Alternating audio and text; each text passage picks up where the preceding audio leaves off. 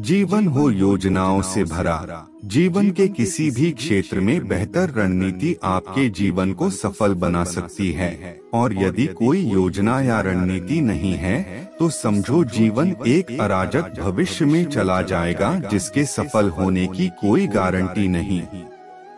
भगवान श्री कृष्ण के पास पांडवों को बचाने का कोई मास्टर प्लान नहीं होता तो पांडवों की कोई औकात नहीं थी कि वे कौरवों से किसी भी मामले में जीत जाते।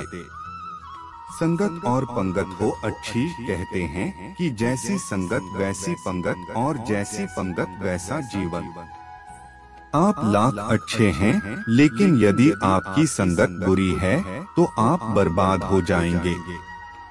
लेकिन यदि आप लाख बुरे हैं और आपकी संगत अच्छे लोगों से है और आप उनकी सुनते भी हैं, तो निश्चित ही आप आबाद हो जाएंगे।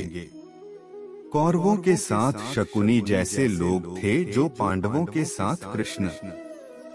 शकुनी मामा जैसी आपने संगत पाल रखी है तो आपका दिमाग चलना बंद ही समझो। अधूरा ज्ञान घातक, कहते हैं कि अधूरा ज्ञान सबसे खतरनाक होता है। इस बात का उदाहरण है अभिमन्यु। अभिमन्यु बहुत ही वीर और बहादुर योद्धा था, लेकिन उसकी मृत्यु जिस परिस्थिति में हुई उसके बारे में सभी जानते हैं। मुसीबत के समय यह अधूरा ज्ञान किसी भी काम का नहीं रहता है। आप अपने ज्ञान में पारंगत बने। किसी एक विषय में तो दक्षता हासिल होना ही चाहिए। दोस्त और दुश्मन की पहचान करना सीखें। महाभारत में ऐसे कई मित्र थे जिन्होंने अपनी ही सेना के साथ विश्वासघात किया। ऐसे भी कई लोग थे जो ऐन वक्त पर पाला बदलकर कौरवों या पांडवों के साथ चले गए। शल्य और युयुत्सु इसके उदाहरण हैं। इसीलिए कहते हैं कि कई बार दोस्त के भेष में दुश्मन हमारे साथ आ जाते हैं और हमसे कई तरह के राज लेते रहते हैं। कुछ ऐसे भी दोस्त होते हैं जो दोनों तरफ होते हैं। जैसे कौरवों का साथ दे रहे भीष्म, द्रोण और विदुर ने अंततः युद्ध में पांडवों का ही साथ दिया। हथियार से ज्यादा घातक बोल वचन महाभारत का युद्ध नहीं होता यदि कुछ लोग अपने वचनों पर संयम रख लेते। जैसे द्रौपदी यदि दुर्योधन को अंधे का पुत्र भी अंधा नहीं कहती तो महाभारत नहीं होती। शिशुपाल और शकुनी हमेशा चुभने वाली बातें ही करते थे, लेकिन उनका हश्र क्या हुआ यह सभी जानते हैं। सबक यह कि कुछ भी बोलने से पहले हमें यह सोच लेना चाहिए कि इसका आपके जीवन, परिवार या राष्ट्र पर क्या असर होगा। जुएसट्टे से दूर रहो। शकुनी ने पांडवों को फंसाने के लिए जुए का आयोजन किया था, जिसके चलते पांडवों ने अपना सब कुछ दांव पर लगा दिया था। अंत में उन्होंने द्रौपदी को भी दांव पर लगा दिया था। यह बात सभी जानते हैं कि फिर क्या हुआ। अत जुए, सट्टे, षड्यंत्र से हमेशा दूर रहो। ये चीजें मनुष्य का जीवन अंधकारमय बना देती हैं। सदा सत्य के साथ रहो। कौरवों की सेना पांडवों की सेना से कहीं ज्यादा शक्तिशाली थी। एक से एक योद्धा और ज्ञानी जन कौरवों का साथ दे रहे थे।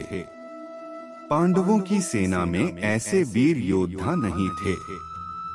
कहते हैं कि विजय उसकी नहीं होती जहां लोग ज्यादा हैं, ज्यादा धनवान हैं या बड़े पदाधिकारी हैं।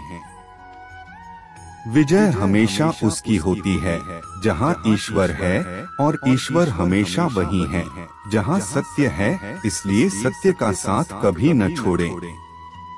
अंततः सत्य की ही जीत होती है। सत्य के लिए जो करना पड़े करो। लड़ाई से डरने वाले मिट जाते हैं। जिंदगी एक उत्सव है, संघर्ष नहीं। लेकिन जीवन के कुछ मोर्चों पर व्यक्ति को लड़ने के लिए हमेशा तैयार रहना चाहिए।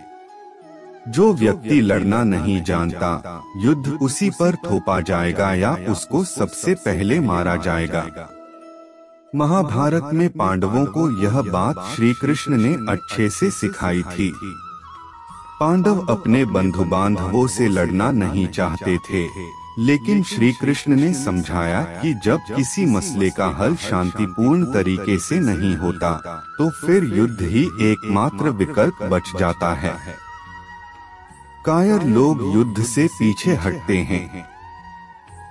युद्ध भूमि पर पहुंचने के बाद भी अर्जुन युद्ध नहीं करना चाहता था। तब भगवान श्री कृष्ण ने उससे कहा कि न कोई मरता है और न कोई मारता है, सभी निमित्त मात्र हैं। आत्मा अजर और अमर है, इसलिए मरने या मारने से क्या डरना। खुद नहीं बदलोगे तो समाज तुम्हें बदल देगा। जीवन में हमेशा दानी, उदार और दयालु होने से काम नहीं चलता। महाभारत में जिस तरह से कर्ण की जिंदगी में उतार चढ़ाव आए, उससे यही सीख मिलती है कि इस क्रूर दुनिया में अपना अस्तित्व बनाए रखना कितना मुश्किल होता है। इसलिए समय के हिसाब से बदलना जरूरी होता है, लेकिन वह बदलाव ही उचित है जिसमें सभी का हित हो। कर्ण ने खुद को बदलकर अपने जीवन के लक्ष्य तो हासिल कर लिया, लेकिन वे फिर भी महान नहीं बन सके, क्योंकि उन्होंने अपनी शिक्षा का उपयोग समाज से बदला लेने की भावना से किया। बदले की भावना से किया गया कोई भी कार्य आपके समाज का हित नहीं कर सकता। शिक्षा का सदुपयोग जरूरी। समाज ने एक महान योद्धा कर्ण को तिरस्कृत किया था, जो समाज को बहुत कुछ दे सकता था, लेकिन समाज ने उसकी कद्र नहीं की, क्योंकि उसमें समाज को मिटाने की भावना थी। कर्ण के लिए शिक्षा का उद्देश्य समाज की सेवा करना नहीं था, अपितु वो अपने सामर्थ्य को आधार बनाकर समाज से अपने अपमान का बदला लेना चाहता था। समाज और कर्ण दोनों को ही अपने अपने द्वारा किए गए अपराध के लिए दंड मिला है और आज भी मिल रहा है।